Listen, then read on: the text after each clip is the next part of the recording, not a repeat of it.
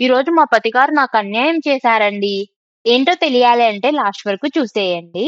ఈరోజు పొద్దున్న లేసినప్పటి నుంచి మా పతిగారు ఈరోజు నేను మా ఫ్రెండ్స్‌తో కలిసి బయటికెళ్తున్నా, కేఎఫ్‌సీ తింటా అంటూనే ఉన్నారు. నాకు ఫస్ట్ ఏం అనిపించలేదు గానీ, వినగా నా మనసుకు కేఎఫ్‌సీ తినాలనిపిచ్చింది. మా వారి కాడికి వెళ్లి నన్ను తీసుకెళ్ళండి అంటే, నేను వెళ్ళేది ఫ్రెండ్స్‌తో. ఇప్పుడు తీసుకెళ్ళలేను అన్నాడు. అప్పుడే నాలో ఉన్న చెఫ్ నిద్ర లేచి, ఇంక ప్రయోగం స్టార్ట్ చేసే సమయం ఆసన్నమైంది మిత్రమా అని చెప్పింది. ఇంకేముంది మా వారి కాడికి వెళ్లి చికెన్ అన్నా తీసుకొని రండి, నేను బిర్యానీ అన్నా చేసుకొని తింటా అన్నా. సరే అని తెచ్చి చేతిలో పెట్టారు. మా వారికి తెలియకుండా కేఎఫ్‌సీ కోసం చికెన్ మ్యారినేట్ చేసి, చికెన్‌ని 4 గంటలు ఫ్రిడ్జ్‌లో రెస్ట్ తీసుకో బిడ్డా అని ఫ్రిడ్జ్‌లో పెట్టి, తర్వాత ఫ్రిడ్జ్‌లో నుంచి తీసి పిండి కోట్ చేసి, నీళ్లల్లో స్నానం చేపిచ్చి, ఆయిల్‌లో ఫ్రై చేసి, తినడానికి నోట్లో పెట్టుకుంటూ ఉంటే, అప్పుడే మా పతిగారు వచ్చి నేను కేఎఫ్‌సీకి వెళ్ళడం లేదు అని నా కోసం చేసుకున్న కేఎఫ్‌సీనంతా నాకివ్వకుండా ఆయనే అంతా అన్యాయంగా తినేశారు.